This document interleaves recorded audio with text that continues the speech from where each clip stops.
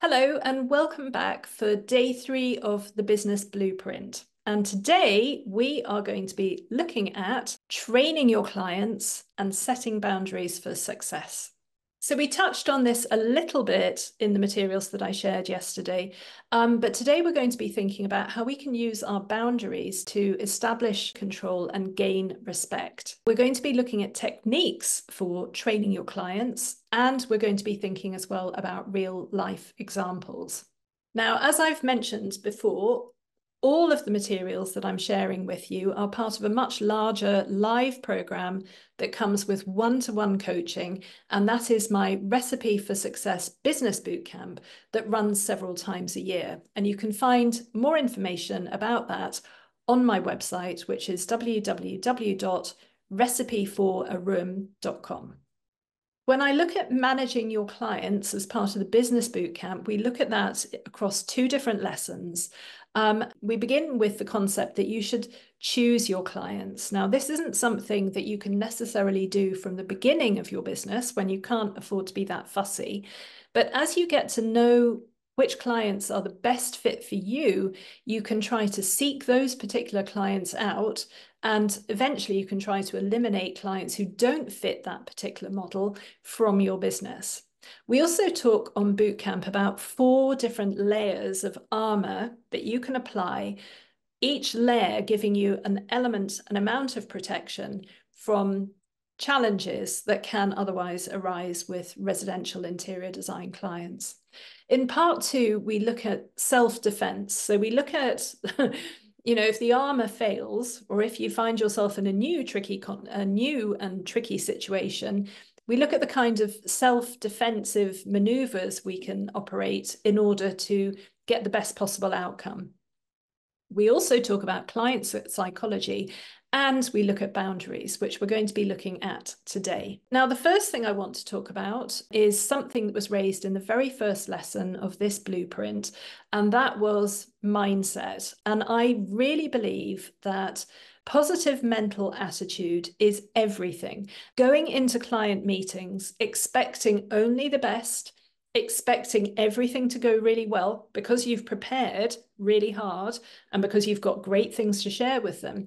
But going in with that positive mental attitude is the first step to having really good client relations. In Bootcamp, layer 1 of the 4 layers of armor is the mental preparation we can do and the ways we can work to inspire the confidence that prevents clients from undermining us. Some of the things that we study in Bootcamp include authority bias. So we look at the ways that we can assert ourselves and assume that mantle of authority, which enables us to be able to have our clients defer to us and not think so much about undermining us as part of the day-to-day process of our business. We look at being empathetic to our clients, so really trying to understand their position, where they're coming from, what they're saying, what they want.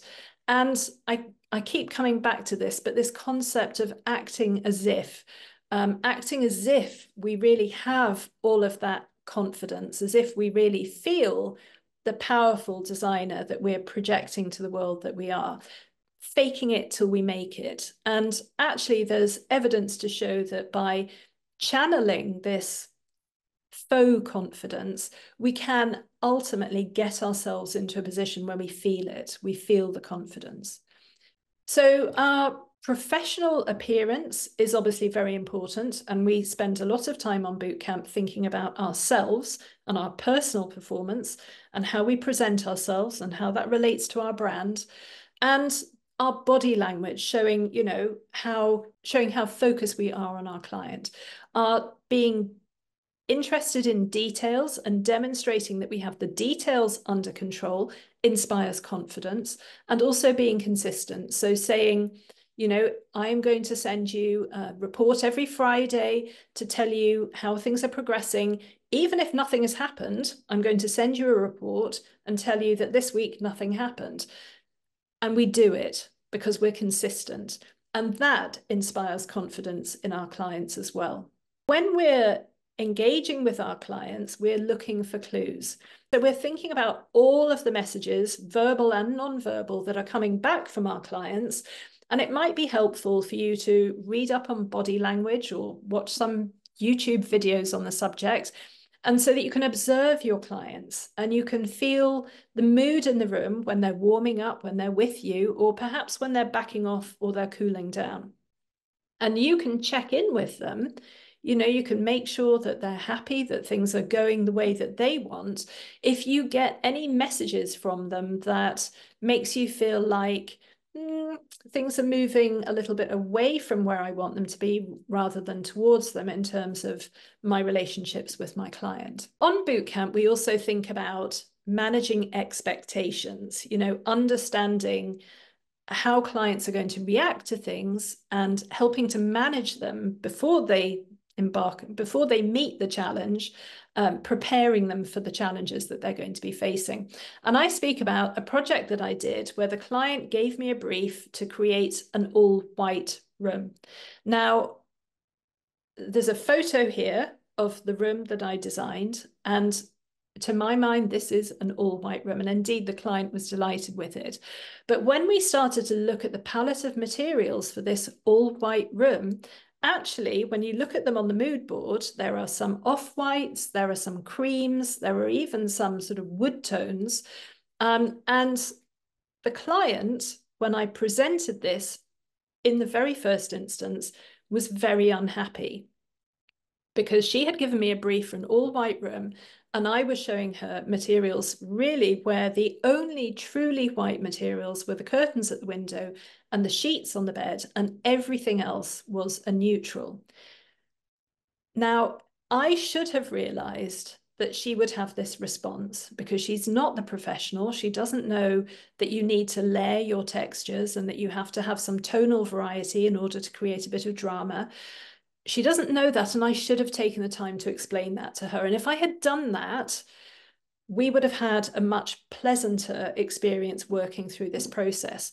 Ultimately, what I did after my slightly disastrous meeting was I bought her a book on decorating with white, and we looked at it together, and I showed her that in all of the white rooms that she liked, there was actually quite a varied palette of materials. If I had taken the time to do that with her in the first instance, I would have managed her through this process better.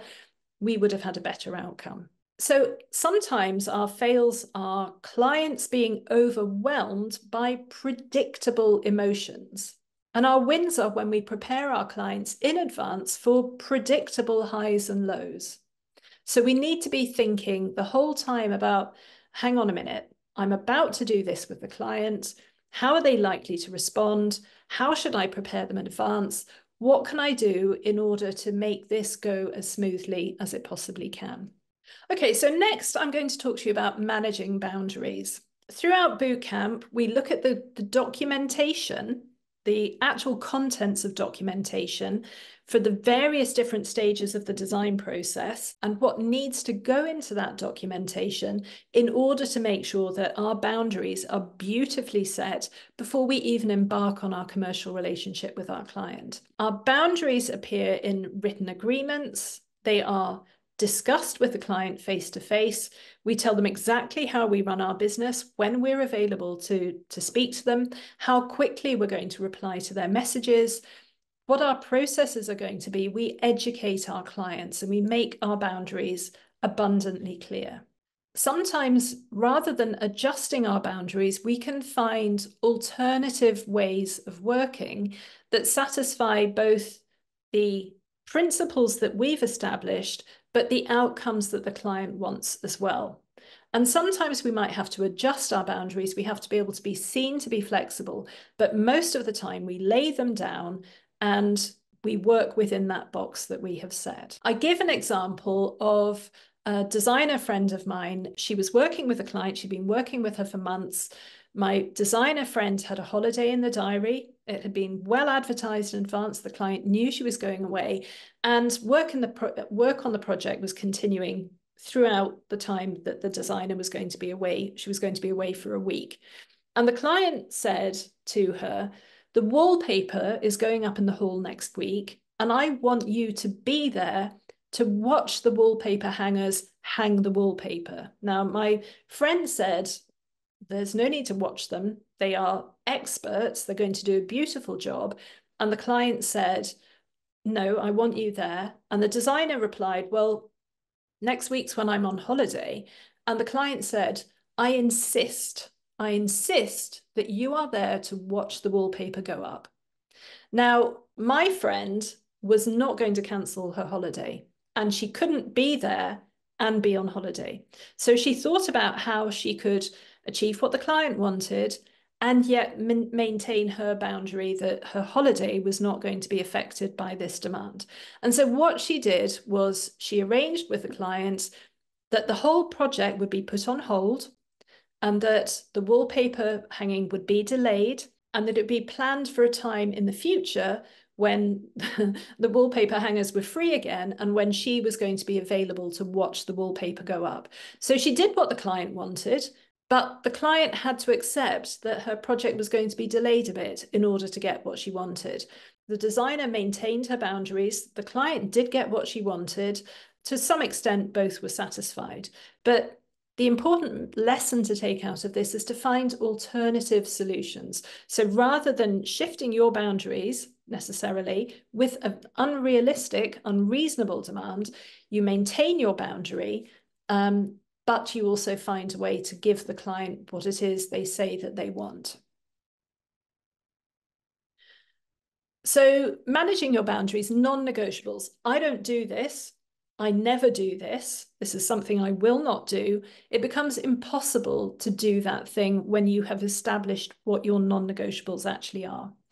You can be assertive in your communication and absolutely clear, and you can redirect the focus. So you can take the focus away from the fact that you're refusing to budge or you're not doing the thing that the client is demanding. And you can say, look, how about this? We're going over here and we're going to do this instead. So in these ways, it can become possible for you to manage your boundaries and keep your clients happy. I am going to speak to you about how you can use AI in order to help you within your business. And I find that AI is absolutely brilliant at carving lines through difficult conversations. So that is one use where I think it might be beneficial for you to consider picking it up. Managing your boundaries and keeping them healthy involves active listening. It involves consistent updating, being reliable and thorough in the messages and the updates that we bring to our clients, being professional in the way that we support our clients and maintaining a bit of professional distance. Sometimes that can be challenging working with residential clients, seeking feedback early and just making sure that you are on track and that everybody's pulling in the same direction and that they're happy with the way that things are going. And then also seeking that post-project review. So I was listening to a podcast the other day with the fabulous Amber Lewis of Amber Interiors, an hugely successful American designer. And she said that after every project, she takes the client out to lunch and she asks them for critical feedback. She asks them, where did we do well? And tell us, what could we have done better? And over that lunch meeting, she manages to get really honest feedback. And it can also help to diffuse if the client is a bit unhappy about something, at least they've had their opportunity to say so. So getting feedback from your clients and having that post-project review can also be instrumental in helping you to manage your business boundaries. We are now halfway through this course. Day 4 coming up tomorrow. And we're going to be talking about AI. I've trailed this a couple of times, so I'm going to actually get into it tomorrow. And I'm going to tell you how AI can help you to plan and create strategies for your business, as well as doing a gazillion other things. That's going to come to you as part of the course materials tomorrow. And I look forward to catching up with you then.